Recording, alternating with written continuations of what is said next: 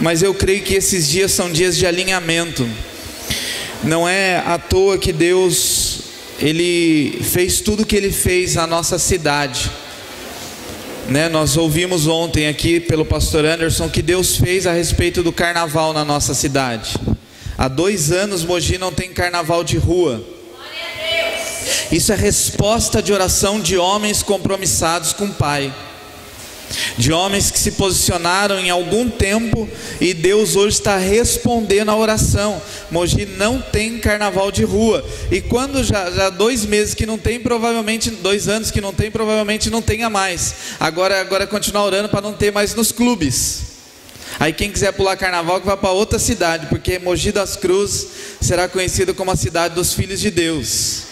Amém? Enquanto muitas cidades vão ter carnaval, nós vamos ter momentos de adoração em praças públicas aí, em nome de Jesus. Então foi muito bom assim o que Deus falou com a gente na sexta, no cinema ainda, através da peça de teatro que nós assistimos. Ontem no culto foi maravilhoso, foi um tempo de comunhão mesmo, de busca do Senhor. E eu creio que Deus quer continuar falando aos nossos corações. E eu queria que você abrisse sua Bíblia comigo no livro de 2 Reis. 2 Reis, no capítulo 20.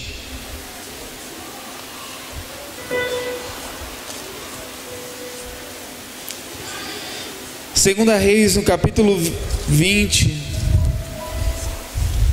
Pastora Márcia, diminui um pouquinho esse ventilador aqui para mim, por favor. Tá voando tudo aqui. 2 Reis, capítulo 20. Diz assim, quem achou diga amém. Diz assim: naqueles dias Ezequias adoeceu de uma enfermidade mortal. Veio ter com ele o profeta Isaías, filho de Amós, e lhe disse: assim diz o Senhor, põe em ordem a sua casa, porque certamente morrerás e não viverás.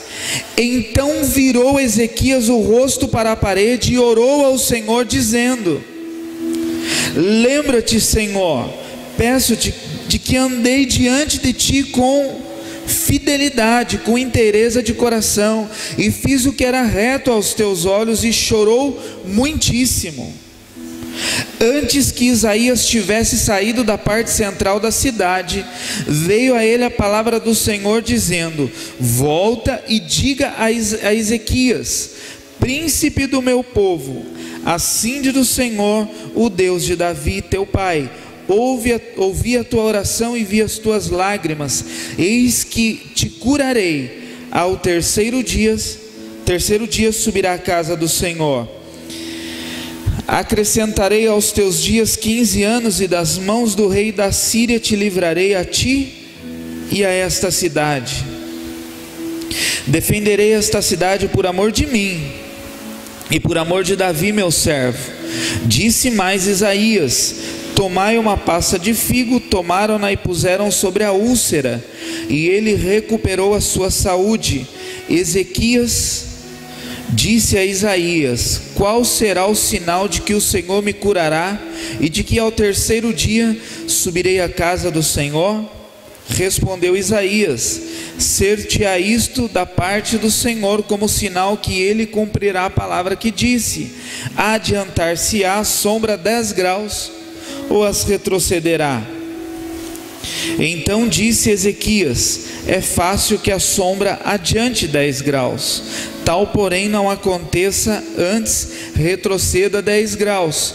Então o profeta Isaías clamou ao Senhor, e esse fez retroceder 10 graus a sombra lançada pelo sol declinante no relógio de Acás.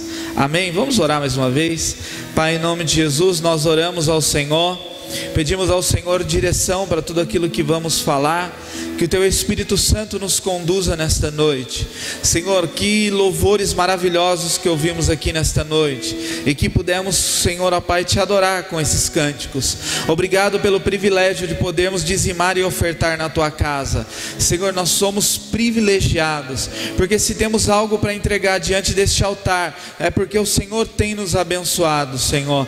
Pai, muito obrigado por este momento da Tua tua palavra. Senhor, ó Deus, que tenhamos mesmo sabedoria para falar e receber tudo aquilo que o Senhor tem para ministrar ao nosso coração, em nome de Jesus, amém.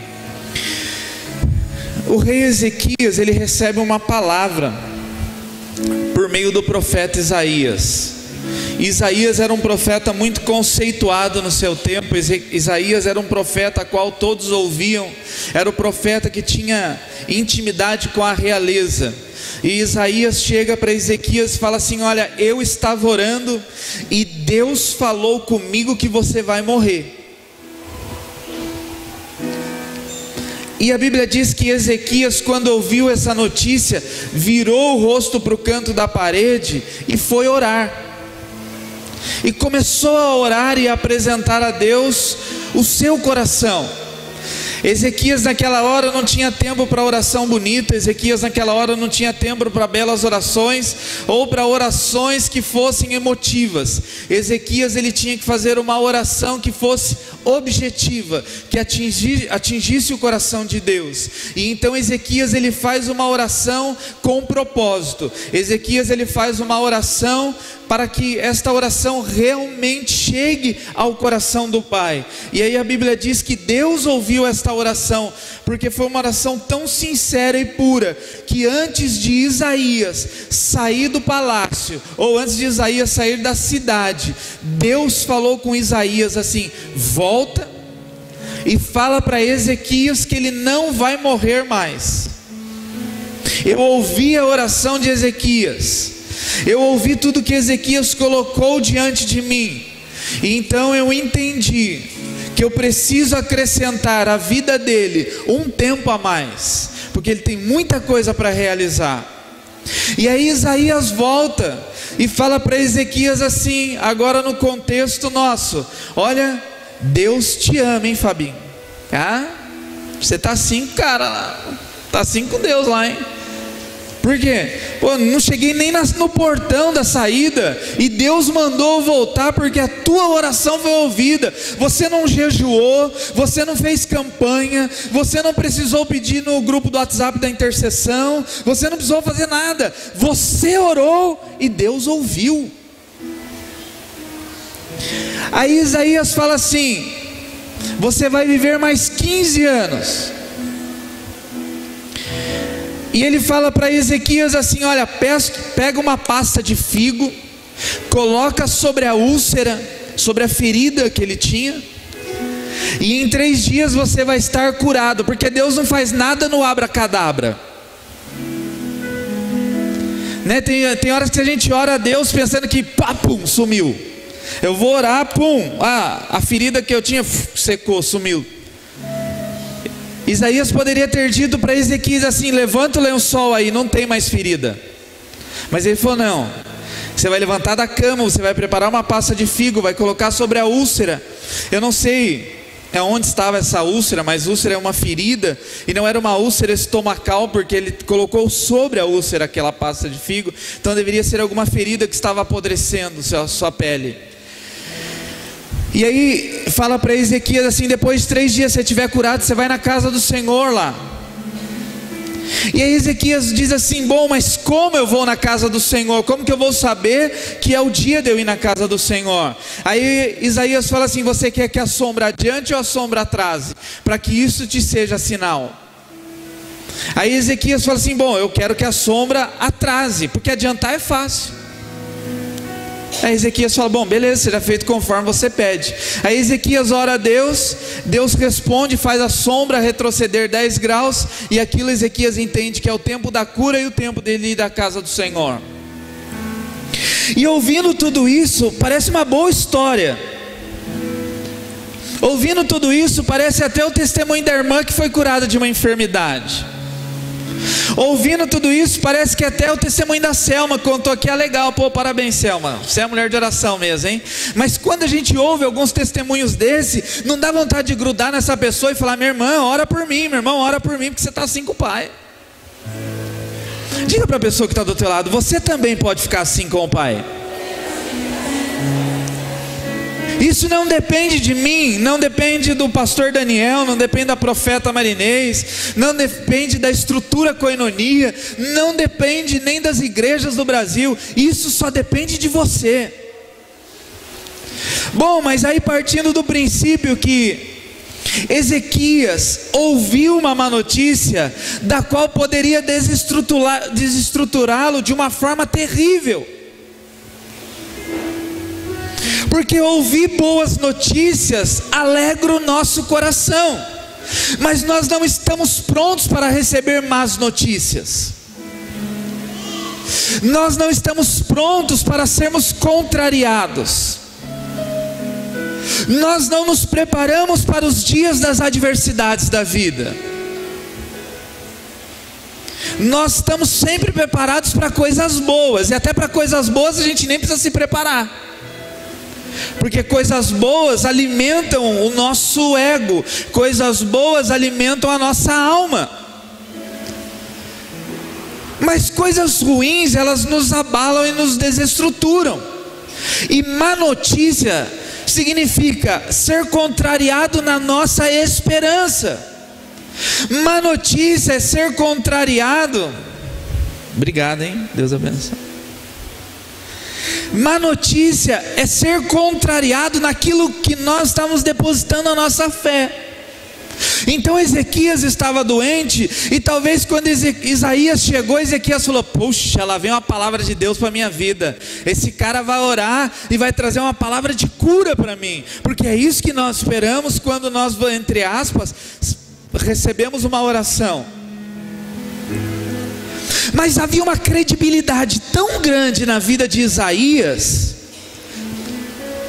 que quando Isaías traz aquela palavra para Ezequias, ele não questiona, ele não tem dúvida no seu coração, ele não pensa duas vezes em receber aquela palavra.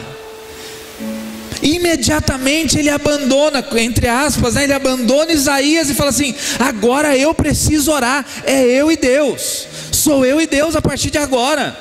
Ninguém mais pode fazer nada por mim, porque veio uma sentença de Deus contra a minha vida. Os médicos não podem fazer nada, porque não é um relatório do SUS que chegou, foi um relatório do céu. E o que fazer contra um relatório do céu? Porque quando é um relatório médico, a gente vai orar, não é? Você já recebeu alguma notícia a respeito de um relatório médico? A gente vai orar. E quando a gente recebe uma má notícia que vem de Deus, você vai pedir para quem? Aí lascou. Pô, foi Deus que falou, não foi o João Joaquim, nem o médico doutor não sei o que. Foi Deus. Então agora eu vou fazer o quê?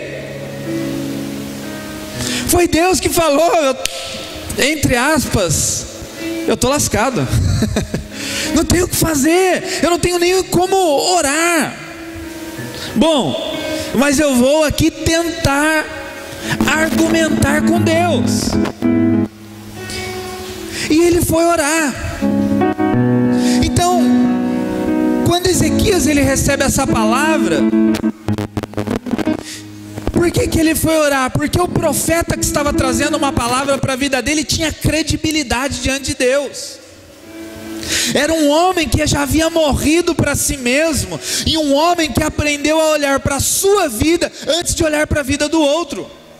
Se você vê Isaías capítulo 6, diz assim: no ano que morreu o rei Uzias, eu vi o Senhor assentado no alto e sublime trono. Isaías falando isso. E aí Isaías diz assim: ai de mim. Ou seja, Isaías era um homem que teve experiência com Deus, e por ele ter experiências com Deus, ele tinha credibilidade em agora ser um transmissor da vontade de Deus a outras pessoas. E diante de tudo isso, há um tempo, nós estamos falando de um tempo de alinhamento. Diga assim comigo: é um tempo de alinhamento. Diga mais forte: é um tempo de alinhamento. Um pouco mais forte, diga: é um tempo de alinhamento. E um alinhamento no ministério, é um alinhamento na minha família, é um alinhamento no meu ministério pessoal, é um alinhamento na cidade, há um alinhamento no país que Deus está gerando neste tempo. Muitas coisas estão acontecendo e nós precisamos atentar para o que Deus está fazendo. Aí Ezequias, ele ouve essa palavra e ele passa a orar. Segura aí, não fecha esse texto, mas abre comigo lá no Salmo 112.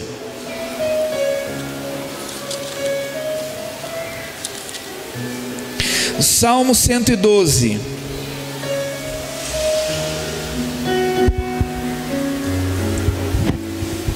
O versículo 6 e o versículo 7 diz assim: não será jamais abalado, será tido em memória eterna, não se atemoriza de más notícias, o seu coração é firme e confiante em quem?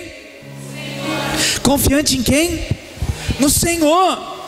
Então Ezequias, ele diz assim: bom, se é Deus que está liberando uma sentença contra a minha vida, não adianta eu falar com ninguém, porque eu acredito nas palavras do profeta Isaías, e crendo nessas palavras do profeta Isaías, eu preciso orar para que Deus ouça a minha oração. Ainda que ele tenha recebido essa palavra contrária contra a vida dele, ele não sai reclamando, ele não sai murmurando, ele não sai se fazendo de vítima, ele não sai se fazendo de coitado. E aí volta lá comigo agora no livro de 2 Reis, no capítulo 20. Olha a oração que ele faz. Versículo 2: então virou Ezequias o rosto para quem? Para a parede, e orou ao Senhor,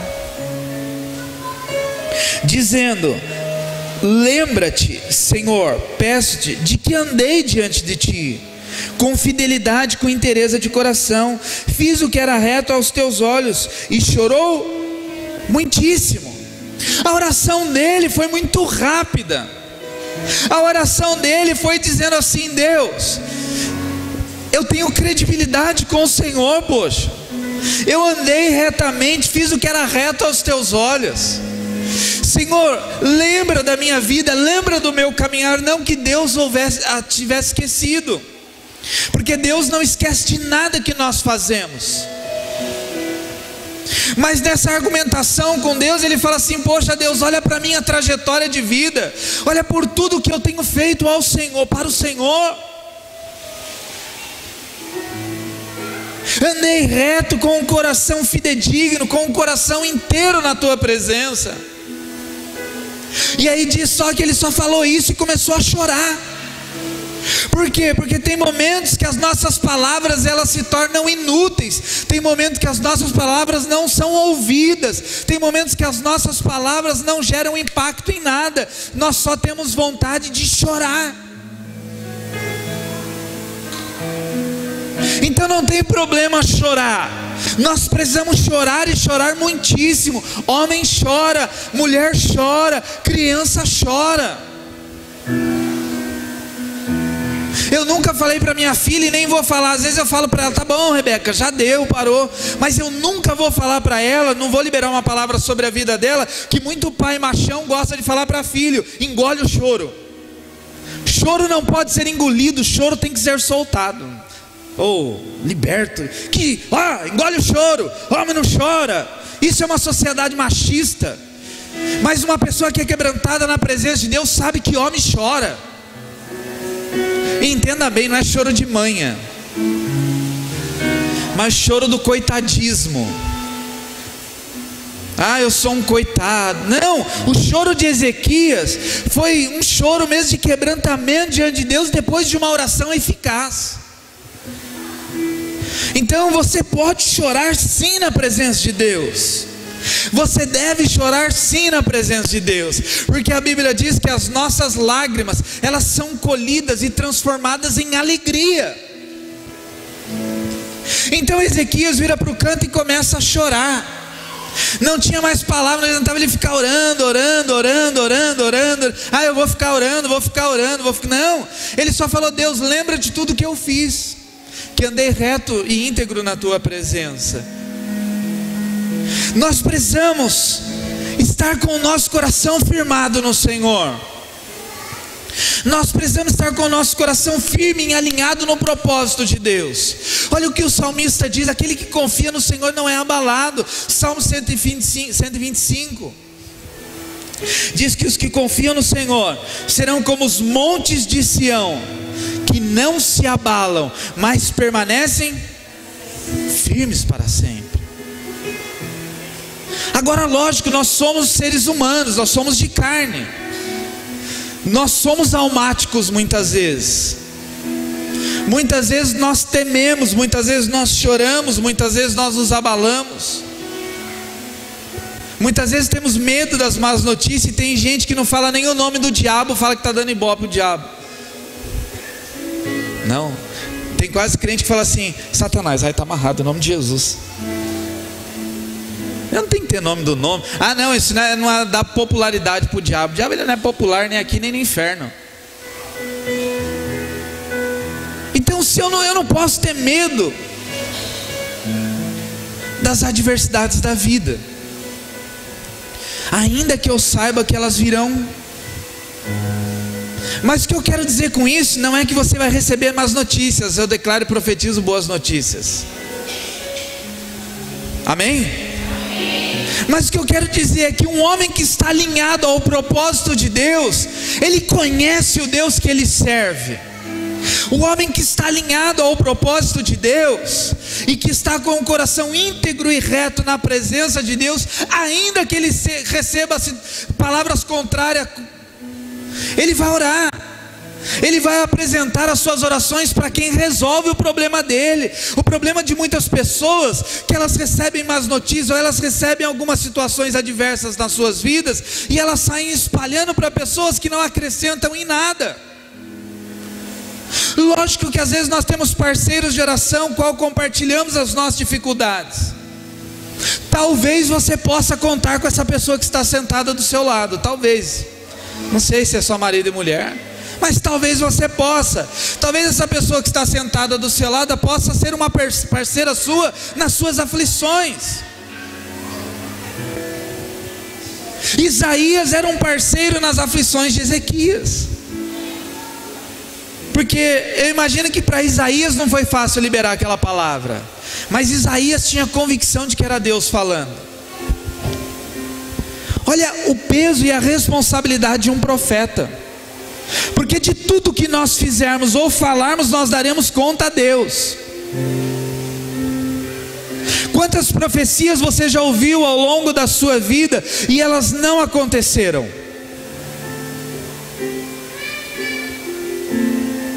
Mas Ezequias conhecia Isaías. Havia um alinhamento do propósito, havia um alinhamento com Deus. Nós precisamos entender que é um tempo de nós sermos maduros em Deus. Eu imagino que Ezequias era um homem maduro, que ele sabia quem resolveria o seu problema, e ele foi orar. Ontem eu comprei um livro do pastor Marcelo Bigardi, um homem assim, muito abençoado, e o tema do livro é Como Tratar com a Imaturidade. E a capa do livro é um homem chupando chupeta. Ezequias, eu entendo que ele era um homem maduro para receber a profecia, e ele soube o que fazer com aquela palavra que ele recebeu. Ele não chorou, ele não questionou, ele foi orar. A oração de Ezequias anulou, diga assim comigo, a oração de Ezequias anulou o poder da morte. Diga para a pessoa do seu lado assim: sua oração tem poder. Fabi, sua oração tem poder. Às vezes nós pedimos oração para todo mundo e nós mesmos não oramos. Ezequias poderia ter falado assim: Isaías, beleza, eu recebo essa palavra porque eu sei que você é homem de Deus. Agora Ezequias, vai lá interceder a Deus pela minha vida, para ver se Deus muda o quadro. Irmão, a oração mais poderosa que tem na terra é a tua, porque se você acreditar naquilo que você ora, as coisas mudam. O posicionamento que Deus espera não é do pastor da sua igreja, que sou eu. O posicionamento que Deus espera é da tua vida. Ezequias fala para ele assim: põe em ordem a tua casa. Isaías, obrigado. Isaías fala para Ezequias: põe em ordem a sua casa, porque a sentença veio contra a sua vida, Ezequias. Ezequias poderia ter dito para Isaías assim: mas você já viu sua casa, Isaías? Vem falar da minha, olha para sua casa, rapaz. Mas não, ele entendeu que precisava de alguns alinhamentos na casa dele, e segundo a maturidade dele, ele foi orar, porque eu sei o que eu preciso alinhar na minha casa. Aqui eu posso pagar de santão, mas em casa eu sei o que eu preciso alinhar. Aqui eu posso transparecer um homem de Deus, mas eu sei o que na minha casa precisa ser alinhado. Então Isaías vem com essa palavra, Ezequias começa a orar. E Ezequias não começou a encher o céu de promessas. O céu não precisa das suas promessas, o céu precisa das suas ações. Guarde isso. O céu não precisa que você fique prometendo 1000 coisas. Deus, se eu for curado eu vou te servir. Deus, se eu arrumar um emprego eu vou dizimar. Irmão, eu estava conversando esse dia, acho que é com o Fábio, né? Com o Fábio, desse negócio de se eu fizer um trabalho eu vou dizimar, não foi? Que a gente estava falando sobre isso. E quantas pessoas, pastor, ora por mim, se eu arrumar uma porta de emprego, o primeiro salário é de Deus.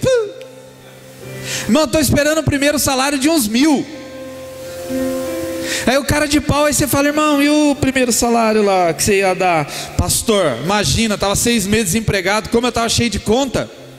Deixa eu pagar as contas primeiro, depois eu dou o 10º salário, sei lá, uma hora eu vou dar o salário. O céu não precisa, a Bíblia diz assim em Eclesiastes capítulo 5: não faça promessas, não faça voto, mas, o que diz lá? Se fizer, não seja tardio no cumprir. Então o céu não precisa de promessas. Deus, se o Senhor me curar. Deus, se meu filho vier para a igreja. Deus, se arrumar emprego. Deus não se move por promessas, Deus se move por propósito. Deus não se move pelas minhas lindas palavras, Deus se move pelo meu jeito de viver. Não é as minhas palavras que movem o coração de Deus. O que Ezequias fala para Deus? Deus, olha para a minha vida. Não é isso que ele fala? O que ele fala aqui? Vamos ler aqui para não ficar nas minhas palavras. A oração dele: virou Ezequias o rosto para a parede e orou dizendo: lembra-te, Senhor, peço-te que andei diante de ti com fidelidade, com inteireza de coração, fiz o que era reto aos teus olhos. Ou seja, não se apega a Deus às minhas lindas palavras. Senhor, olha para mim o quê? Para minha vida. Olha para o meu jeito de tratar a minha família. Olha para o meu jeito de tratar os meus filhos. Olha para o meu jeito de tratar com as finanças. Olha para o meu jeito de tratar a tua casa. Olha para o meu jeito de tratar as coisas do reino. Olha para o meu jeito de tratar as pessoas que me cercam. Olha, Deus, não se apega às minhas palavras. Então Ezequias, eu entendo que ele era um homem maduro, porque ele não encheu o céu de promessas. Ele só falou para Deus: Deus, eu tenho uma história de vida com o Senhor, olha aí o meu caminhar. E aquilo moveu o coração de Deus. Então não fique prometendo nada a Deus. Um homem maduro, uma mulher madura, que está alinhado com o propósito, não precisa ficar falando: Deus, se o Senhor me der mais 10 anos, mais 15 anos, mais 20 anos, eu vou fazer isso. Porque o próprio Deus vai liberar um tempo oportuno sobre as nossas vidas. Ezequias pediu para Deus não matá-lo? Não.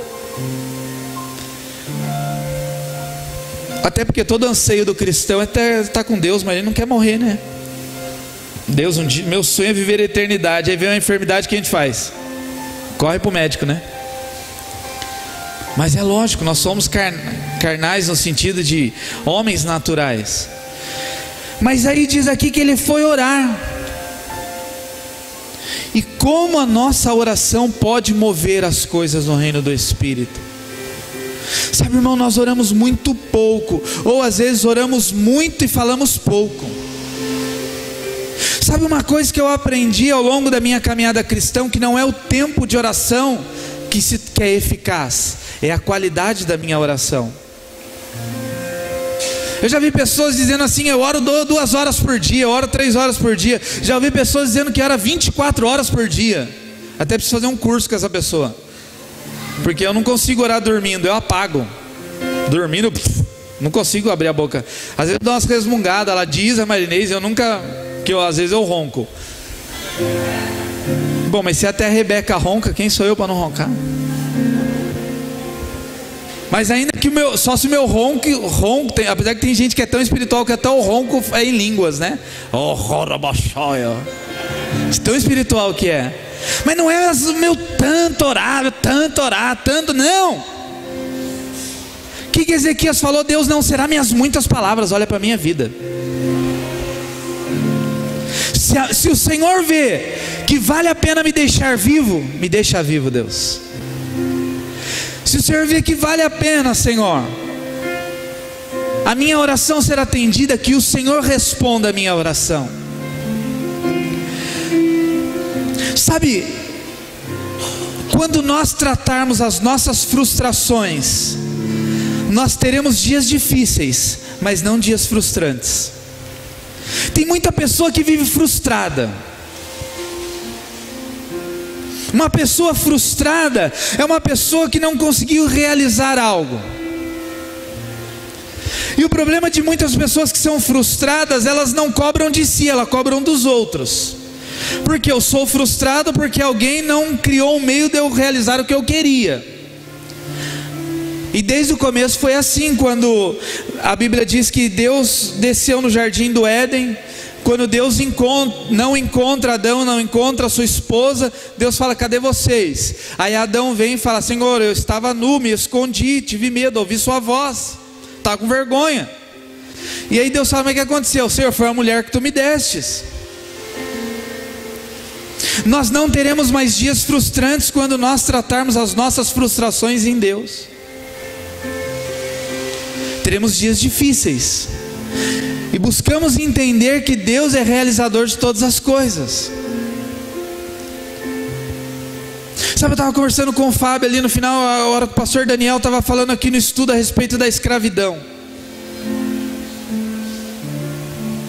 Né? Quantas pessoas no mundo dizem assim: eu bebo porque eu quero, estou pulando carnaval, vocês são bobos, vão para a igreja, eu que sou feliz, alalaô, né? E está tudo lá. E foi o que o pastor Daniel falou agora há pouco no estudo aqui: livres somos nós. O cigarro não me domina, a bebida não me domina, o pecado não me domina. Isso é liberdade em Cristo. Agora a pessoa diz: eu sou livre, mas vivo num bar dependente de uma bebida, dependente de um cigarro, dependente da prostituição. Aonde é livre? Livres somos nós, que Cristo nos libertou. E eu não sou aprisionado a nada, eu sou aprisionado, a Bíblia diz que eu sou algemado em Cristo Jesus. Aleluia, aplauda Jesus. Aleluia, aleluia. Sabe, irmão, quando veio essa sentença contra Ezequias, ele não precisava dar satisfação para ninguém, porque ele sabia que ele estava algemado em Deus. Deus, se alguém pode resolver o meu problema, é o Senhor, porque a sentença veio do Senhor. Então só o Senhor pode anular essa sentença. E a única coisa que vai anular essa sentença não é o coitadismo, não é o mimimi, é a minha oração. Sabe, irmão, por isso que eu falo constantemente aqui, nós precisamos orar. Eu preciso fazer um negócio, eu não sei e não tenho dinheiro, então eu vou fazer o quê? Eu vou orar. Ah, nós precisamos da realização de algo, tal. O que eu vou fazer? Eu vou orar. Eu vou apresentar a Deus a aflição do meu coração. Eu vou apresentar a Deus o meu choro. Porque tem hora que só o meu choro muda uma situação. Tem hora que eu não tenho nem palavra para Deus. Quando eu estou aprisionado a pessoas, eu me importo com o que os outros pensam a meu respeito. Quando eu estou aprisionado a Deus, os outros podem falar o que for a meu respeito. Eu sei quem eu sou em Deus. É isso que Ezequias poderia ter falado para Isaías assim: meu, não conta para ninguém, senão o que vão pensar de mim? Sabe, um dia que minha esposa, ela teve o relatório, e não foi fácil, né? Quando a gente chegou no médico, e o médico falou que ela tinha uma enfermidade mortal, tipo, você vai morrer também. O médico falou isso, vai morrer. Ele não falou com essas palavras, mas nas entrelinhas ele disse. Uma pastora chegou para minha esposa, e falou assim: não conte para ninguém, porque senão o que vão pensar? Uma pastora com câncer maligno, o que vão dizer? Então não conte para ninguém. Irmão, nós contamos, é que nem usava tanto Facebook, na época usava já, né? Já. A gente espalhou pro Facebook, vamos orar, sabe por quê? Vamos bombardear o céu com as nossas orações. Que isso? Olha o violão, Bruno. Obrigado. Às vezes nós queremos, ou nós temos medo da nossa reputação. Reputação é o que as pessoas pensam a meu respeito. Mas eu sei quem eu sou em Deus. Diga para a pessoa que está do teu lado assim: se importe com o que Deus pensa a seu respeito. Bruno, o que é esse barulho aqui? Não sabe? Obrigado.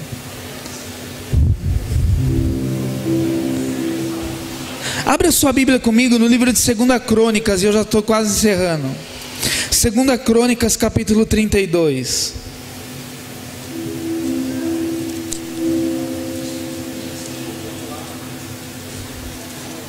Olha o que diz em 2 Crônicas 32.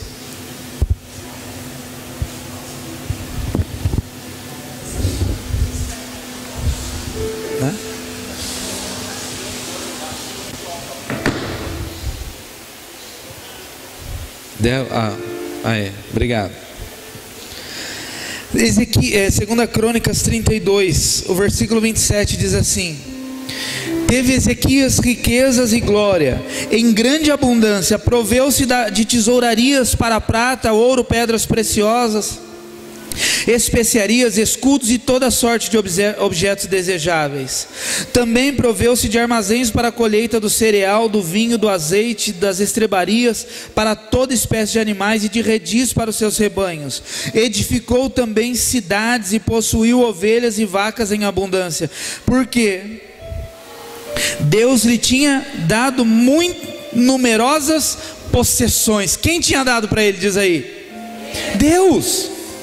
Então Ezequias era um homem que tinha tudo. Ezequias era um homem completo. Ezequias era um homem realizado.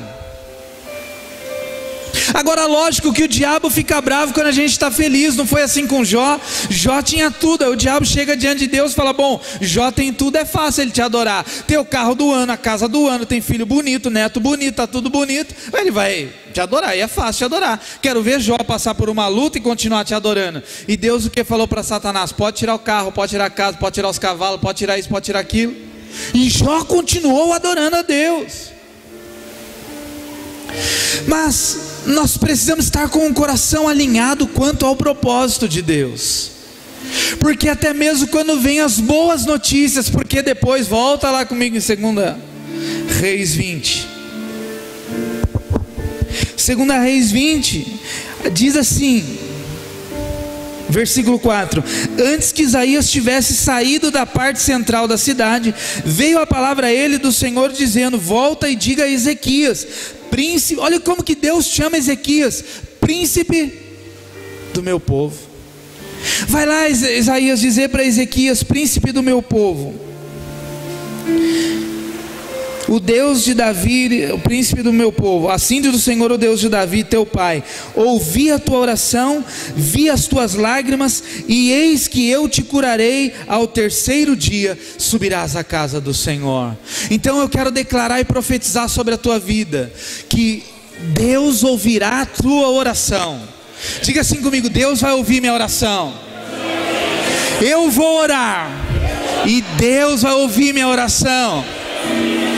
Sabe, irmão, se você acreditar nisso, você vai sair daqui nessa noite, ou ainda aqui dentro, antes de você ir embora, Deus vai falar com você aqui nessa noite a resposta daquilo que você tem orado a Ele. Sabe por que talvez as situações não mudam? Porque você talvez está falando a pessoas que não acrescentam nada, em vez de falar a Deus que resolve tudo. Sabe por que às vezes as situações não mudam? Porque às vezes nós usamos de recursos humanos, quando o nosso recurso vem de Deus. A Bíblia diz que Deus deu a Ezequias tudo o que ele tinha. Você precisa de recurso financeiro? Peça a Deus. Quem precisa de recurso financeiro aí? Levanta a mão. Senhor, em nome de Jesus eu profetizo e declaro que a liberação dos céus virá sobre o teu filho, em nome de Jesus. Quem crê, diga amém. Eu creio, irmão. Mas depois você vai orar falando: Deus, vou orar. Quem precisa de uma cura no físico? Diga: Senhor, eu preciso de uma cura. O problema é que nós sentamos, lamentamos e choramos, e não oramos. E Ezequias diz assim: Senhor, olha para a minha vida. Senhor, olha para a minha trajetória de vida.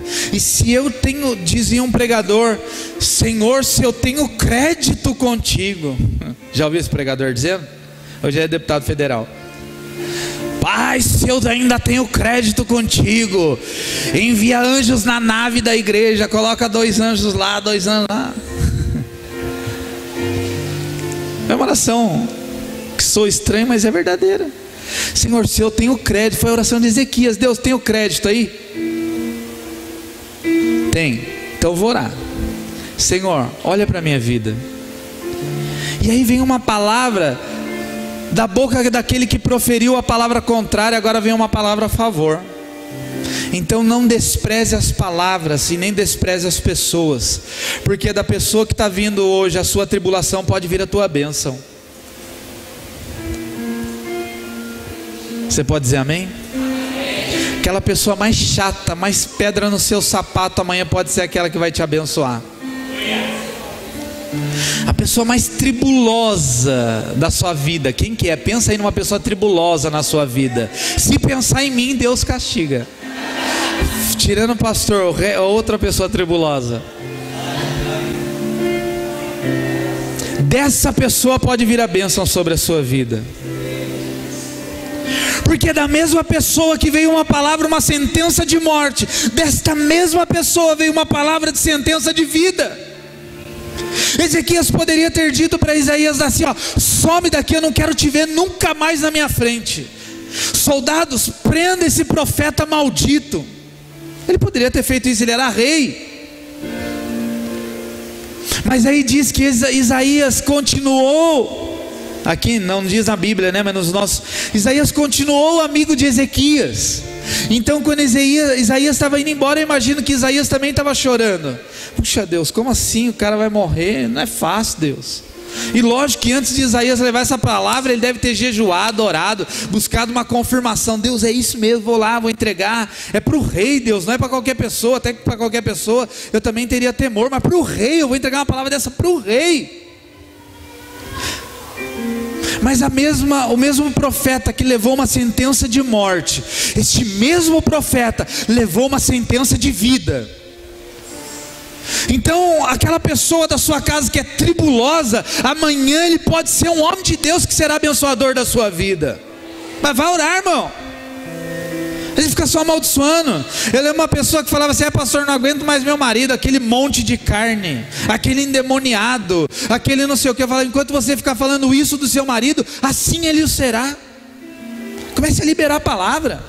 Senhor, meu marido vai ser uma bênção, e hoje ele é um tribuloso na minha vida, meu filho está passando, está deixando tribulado, mas amanhã ele será um profeta de Deus para a minha vida.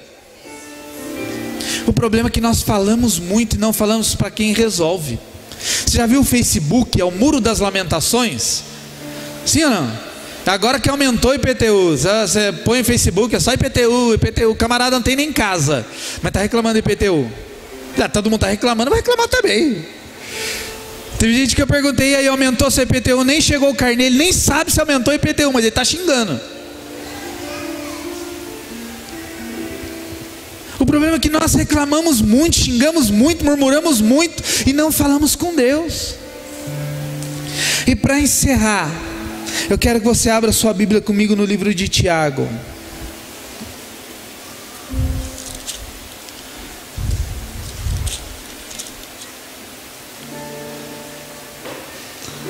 Tiago, capítulo 5.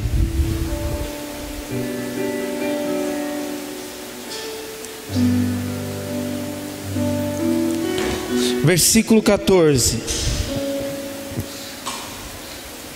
Está alguém entre vós doente?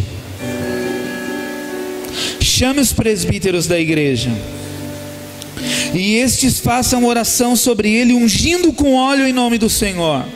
E a oração da fé salvará o enfermo, e o Senhor levantará, e se houver cometido pecado, ser-lhe-ão perdoados. Confessai, pois, os vossos pecados uns aos outros, e orai uns pelos outros, para seres curados. Muito pode, por sua eficácia, a súplica de um justo.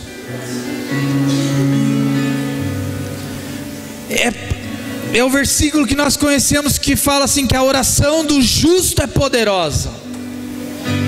E foi esta oração de justificação que Ezequias fez. Deus, eu não estou pedindo a cura. A oração dele não foi pedindo cura, foi uma oração de justificação. Deus, eu sou justo. Que o Senhor possa ouvir a minha oração nessa noite. Amém? Então, quando nós viramos para a parede e fazemos orações de justificação, Deus nos honra, porque justificação ela acontece imediatamente.